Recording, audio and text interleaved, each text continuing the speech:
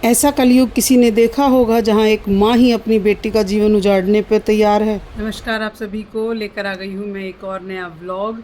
तो क्या कभी किसी ने सोचा था कि कोई ऐसी औरत भी होगी जब जो अपने बेटी के होने वाले पति के साथ खुद ही शादी कर लेगी? या किसी ने ये सोचा था कि कोई अपनी बेटी के ससुर के साथ भाग जाएगी और उसी के साथ रहने के लिए ज़िद करेगी या उसी के साथ रहेगी? देखिए, आजकल के जिस तरीके से या किसी ने ये सोचा था कि कोई औरत ऐसी भी होगी जो अपने पति के टुकड़े करके एक ड्रम में भर के ऊपर से सीमेंट डाल देगी और उसको ख़त्म कर देगी, और उसके बाद वो 18 दिन तक लगातार किसी हिल स्टेशन पे जाके अय्याशी करेगी। मौत बहुत होती हैं, मर्डर बहुत होते हैं, गलत चीज़ें समाज में बहुत होती हैं, मगर ये रूप ले लेगी, ये शायद हमने किसी ने भी नहीं सोचा था। ये सोशल मीडिया का ही एक दुष्प्रभाव है हमारे समाज पे, जिसको किसी भी तरीके से नहीं रोका जा सकता। हम अगर ये सोचें कि हम इसको रोक सकते हैं, क्या हम मोबाइल फ़ोन के यूज़ को रोक सकते हैं? नहीं रोक सकते, क्योंकि ये आज की दुनिया की नेसेसिटी बन चुका है, ज़रूरत बन चुका है, बेसिक चीज़ों में आने लगा है, प्रायोरिटीज़ में आने लगा है, तो कैसे रोक सकते हैं? और समाज में होने वाली कुरीतियाँ, पहले कुरीतियाँ कि हम किसको कहते थे कि जो चीज़ें हमारे समाज को ख़राब करती थी, जो चीज़ें हमारे समाज के लिए मान्य नहीं थी, किसी गाँव में ही शादियाँ होना या गाँव में सेम गोत्र में शादियाँ होना, ये कुरीतियाँ मानी जाती थी। इतनी अति और इतना भयंकर रूप समाज ले लेगा, ये किसी ने भी नहीं सोचा था। पिछले शायद 2 हफ्ते में ये जो दोनों घटनाएं हुई हैं, एक औरत अपने होने वाले दामाद के साथ भाग के चली गई और 10 दिन उसके साथ रह के वापस आई है, पुलिस ने उसको पकड़ा है, उसके बाद दोनों ने शादी कर ली है और अब वो साथ रहने के लिए तैयार है। हालांकि गांव उनका बहिष्कार कर रहा है, उनको नहीं एक्सेप्ट कर रहा है, जूते चप्पलों से उनका बाहर भगाने की कोशिश कर रहा है, मार रहे हैं, पीट रहे हैं, मगर क्या वो मान जाएंगे? नहीं मानेंगे, क्योंकि वो तो अपने आप को एक बंधन में बांध चुके हैं ना। तो इस चीज़ का क्या किया जाए? कुछ नहीं किया जा सकता। सरकार भी इस पर कोई लगाम नहीं लगा सकती। सरकार किस तरीके से किसी को संबंधों से दूर रख सकती है? नहीं रख सकती। तो आप सोच सकते हैं कि समाज का रूप इतना भयंकर हो गया है, इतना भयानक हो गया है कि किसी भी रिश्ते पर आप विश्वास नहीं कर सकते। एक माँ ने अपने बेटे के टुकड़े सिर्फ इसलिए कर दिए क्योंकि वो अपनी माँ को वीडियो बनाने से रोकता था। आप सोच सकते हैं ऐसा भयंकर अपराध कोई माँ कर सकती है? और वो कह रही है कि मेरा बच्चा बाथरूम में फिसल गया, वो मेरी वीडियो बनाने की आदत से परेशान होकर उसने अपने आप को बाथरूम में बंद कर दिया और वहाँ फिसल गया, उसके सर में चोट लगी और वो ख़त्म हो गया। क्या आपको सच लगता है कि ऐसा हुआ होगा? चलो ऐसा हुआ भी है, पर जब आपका बच्चा मना कर रहा है तो आप उसको रहने दीजिए। क्यों आप उस चीज़ पे अड़े हुए हैं कि आप उस चीज़ को करने के लिए मजबूर हैं कि आपको वीडियो बनानी ही बनानी है? क्यों? जब दुनिया समाज रोकती है वीडियो बनाने के लिए, तब हम ये कह सकते हैं कि भाई उनको हमारे से क्या। लेकिन अगर हमारे घर में ही उस चीज़ का विरोध किया जा रहा है, हमारे खुद के बच्चे उस चीज़ का विरोध कर रहे हैं, तो क्या हम उस चीज़ को छोड़ नहीं सकते? अपने बच्चों से बड़ी चीज़ें हो गई, बलि दे दी अपने बच्चे की इस चीज़ के लिए। एक छोटा बच्चा, इकलौता 11 साल का बच्चा, वीडियो के लिए उसको ख़त्म कर दिया, मर जाने दिया। आप सोचिए क्या मानसिकता होगी उस औरत की कि मेरा बेटा भले ही मर जाए, भले ही चला जाए, भले ही दुनिया में ना रहे, मगर मैं वीडियो ज़रूर बनाऊंगी। अब सोचिए उन औरतों की जिन्होंने ये सोचा कि मेरा हस्बैंड मुझे मारता है या पीटता है या मेरे साथ गलत काम करता है या मुझसे गलत काम करवाता है, तो मैं किसी और के साथ भाग जाऊँ। कोई और नहीं मिला तो बेटी का होने वाला पति, सगी बेटी का होने वाला पति। कमाल है। सारे कानूनों की धज्जियां उड़ा दी, किसी चीज़ की कोई लिहाज शर्म नहीं रही। जिस औरत ने अपने पति को मार के ड्रम में बंद किया है, उसकी आप मानसिकता सोचिए कि उसने किसी के साथ मिलके उसने सारी तैयारियां करी, ड्रम भी खरीदा, सीमेंट भी खरीदी, चाकू भी खरीदा, सब कुछ किया है उसने प्लान किया पूरा प्रॉपर तरीके से कि मैं ये कर सकती हूँ।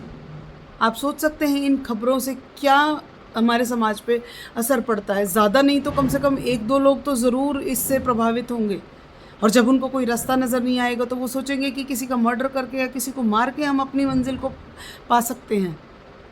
ये रह गया हमारा समाज। बिल्कुल हद हो चुकी है, हद हो चुकी है। अपने आप को सेफ रखना, अपने आप को संभाल के रखना ही इतना मुश्किल हो गया है। ना संबंधों का कोई लिहाज शर्म है, ना किसी तरीके की किसी को परवाह रही है। उस बेटी पे सोचिए क्या बीती होगी जिसने अपने होने वाले पति को अपनी माँ के साथ देखा होगा,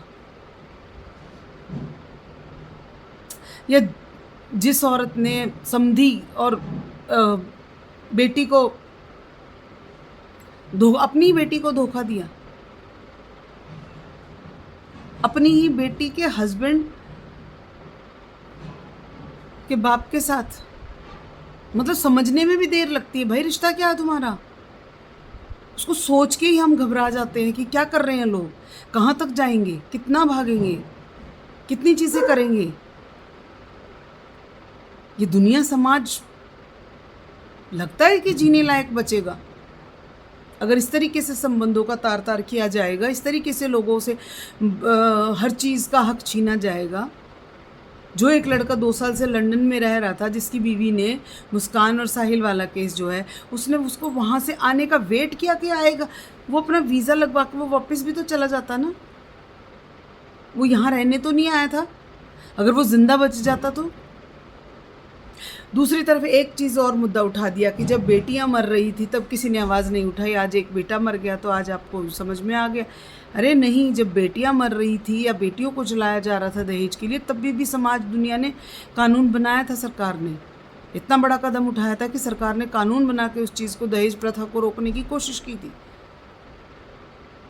और कुछ हद तक रोका भी है। लेकिन आज जिस तरीके से ये औरतें कर रही हैं कि भाई इंसान को जिंदा ही मत छोड़ो, और मज़े से अपने जेल में बैठी है, वहाँ वो प्रेग्नेंट है, अब उसको रियायत दे दी जाएगी। जिसके घर का चिराग बुझ गया उसका कोई मतलब नहीं। सबसे बड़ी बात यह है कि दुनिया समझ जा कहाँ रहा है, कितना क्राइम। या तो ये है कि क्राइम तो पहले भी होता था और ये चीज़ें पहले भी होती थी, तो सोशल मीडिया नहीं था, केवल समाचारों में, और समाचारों में ये बातें आती नहीं थी, उसकी वजह से सब सही था। या फिर ये है कि भाई अब सोशल मीडिया है, हर खबर को, हर चैनल को कुछ न कुछ चाहिए होता है, तो जो छोटा सा भी कुछ भी मुद्दा उठता है उसी को बहुत बड़ा बना दिया जाता है। अब क्या कर सकते हैं बताइए। तो दुनिया समाज में इन चीज़ों को रोकने के लिए खुद से प्रयास करने पड़ेंगे, अपने घर से शुरुआत करनी पड़ेगी, जो कि बहुत मुश्किल है, बहुत मुश्किल है। अपने संबंधों को इतना संवार के रखना पड़ता है जिससे ये चीज़ें ना हों। सोशल मीडिया ने बिल्कुल हर चीज़ की धज्जी उड़ा के रख दी है।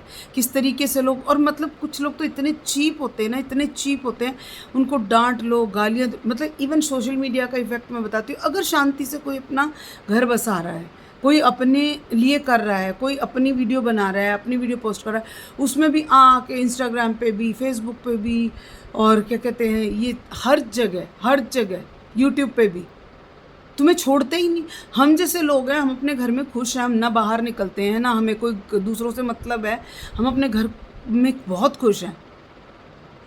लेकिन हम जैसे लोगों को भी कितना टॉर्चर किया जाता है, और वो गलत की तरफ ही जाएगा। वो सही नहीं होगा कभी भी कि हम किसी से बात करें, हम किसी के साथ मिक्सअप हो जाएं, या किसी को गलत तरीके से हम कमेंट और मैसेज करें। क्या वो सही है?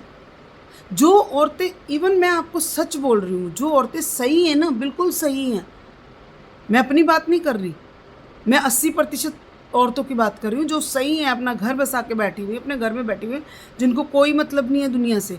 उनके पीछे ऐसे लोग आके पड़ जाते हैं जिनकी अपनी कोई लाइफ नहीं है। चाहे उनको भाव मत दो, उनको कुछ मत कहो, उनको रिमूव कर दो, उनको ब्लॉक कर दो, उनको कोई मतलब नहीं होता, उनको किसी न किसी आईडी से मरना होता है आके। तो क्या किया जाए दुनिया समाज का? मतलब परेशान, ठीक है, उन लोगों ने किया, उनकी मर्जी थी, पर जो नहीं करना चाहते ये सब, जिनको ये पता है सही और गलत का अंतर पता है, जिनके संस्कार बहुत अच्छे हैं, वो लोग भी इस दलदल में फंसते जा रहे हैं। तो ये इतना बड़ा, मतलब गहरा कुआं बन गया है संबंधों का, ये एक जाल बुना गया है कि जिसमें से निकलना बहुत मुश्किल है। कोई समझदार ही होगा जो इनसे अछूता रह जाएगा। वरना दुनिया समाज का तो ऐसे ही बंटाधार हो जाएगा। देखिए आप न्यूज़ में आजकल जितना कुछ चल रहा है, कल की जो न्यूज़ आई है कि बेटी के ससुर के साथ सास भाग गई, अपनी ही बेटी का घर उजाड़ दिया।